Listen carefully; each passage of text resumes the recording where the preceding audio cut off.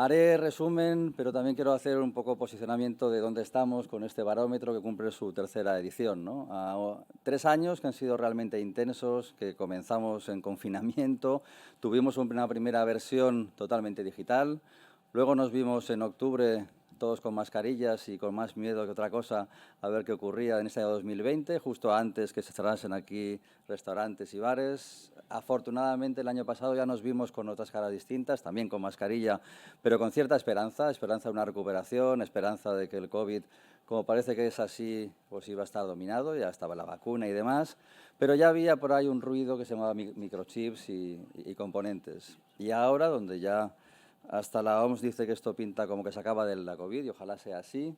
Ahora no solamente son los microchips, es la inflación, es la energía.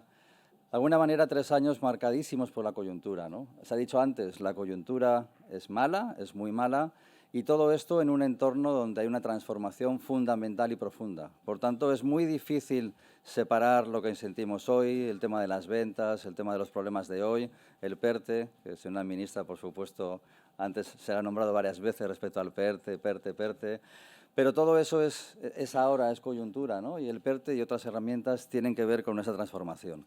Por tanto, y se ha dicho aquí, yo creo que cada uno, desde su punto de vista, se ha hablado de muchas cosas, por supuesto, pero me gustaría centrarlas en distintas. Una, esa separación entre coyuntura y estructura.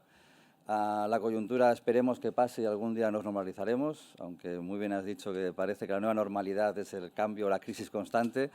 Pero bueno, asumamos que esa coyuntura se normalizará y la transformación nos lleva, como todos sabemos, a una transformación muy, muy relevante en el mundo del automóvil, donde se cambia el motor y, por supuesto, además, lo que hay es también una serie de cambios sociales, una serie de cambios de uso que conllevan a una tormenta perfecta o a una transformación muy fundamental. Por tanto, se ha dicho, y yo reitero esto, hace falta una visión industrial, por supuesto, una visión de que nos jugamos muchísimo, nos jugamos muchos puestos de trabajo, comparto totalmente lo que ha hecho Jordi Carmona, hay muchísimas personas que van a perder el empleo y, por tanto, hay que pensar qué se hace con esto, una transformación que esa visión también me gustaría, sobre todo a los actores del mundo del automóvil, que lo mismo que los actores de la movilidad provocan y les gusta decir cero coches, pues digamos que no, o decid que no. Es decir, al final en este país hay 28 millones de vehículos, 28 millones de seres equivocados, va a ser que no.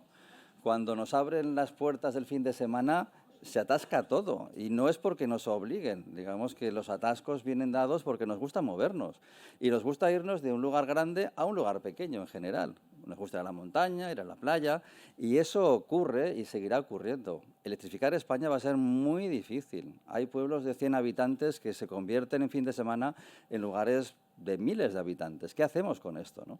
Entonces, yo creo que es muy importante tener una visión global, una visión de industria, para seguir siendo el segundo productor de Europa, para seguir siendo el primer motor de exportación de España, para seguir siendo fuente de impuestos, porque desde que nace un coche hasta que muere hay hechos impositivos y el automóvil es muy importante en las cuentas públicas y haría falta el perder esa vergüenza. Es decir, el sector automóvil, como antes ha dicho, no tiene que recibir palos, tiene que recibir en muchas ocasiones flores.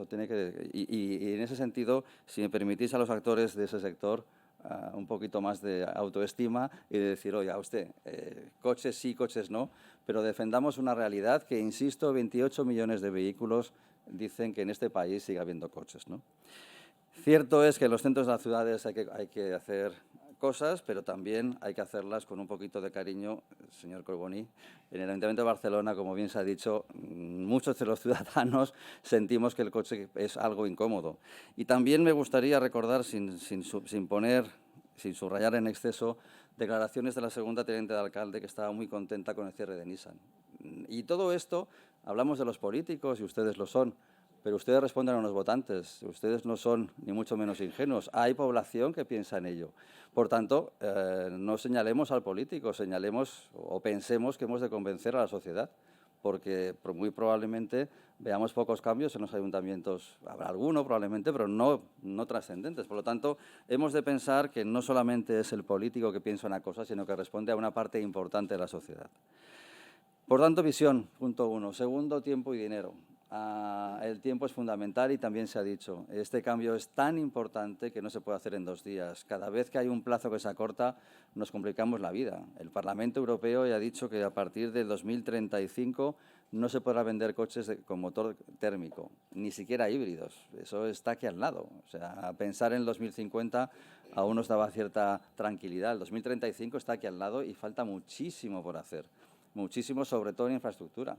En España hay 14.000 puntos de carga, muy poquitos de carga rápida, y hay estudios que hablan de 330.000 para tener un parque de 3 millones. Para tener un parque de 28 millones o de 20 millones, no quiero ni pensar la cantidad de enchufes que harían falta. Por lo tanto, el tiempo es una variable con la cual debemos jugar casi tanto como con el dinero. El dinero también se ha citado antes.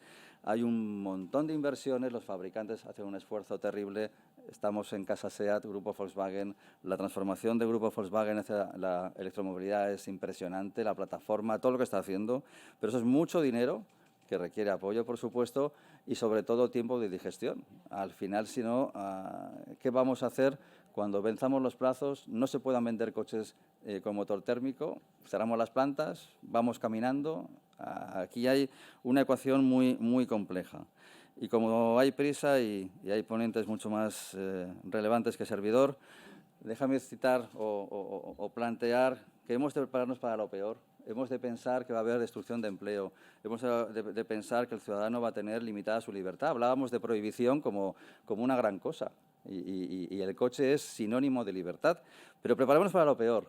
Ojalá esperemos lo mejor, pero hay que gestionar lo que venga. Nuestro país, nuestra cultura se caracteriza por ser bastante ágil. Miramos los aeropuertos europeos y probablemente AENA es el mejor gestor aeroportuario en Europa porque somos flexibles, porque hemos sido capaces de encontrar, sobre todo con los ERTE, un mecanismo de absorción o de aletargar el mercado del empleo. Lo gestionaremos, pero hemos de pensar que tenemos delante un futuro bastante complicado. Y yo suscribo de nuevo las palabras de Jordi Carmona o de Jaume cuando decía, ojo con el empleo, que estamos hablando de muchísimas personas, hablamos de un motor de economía muy relevante y podemos hacer daño, ¿no? Hablamos de transformar, ojalá no sea reestructurar. Yo creo que está en nuestras manos y apostemos por transformar y no por reestructurar. Muchas gracias.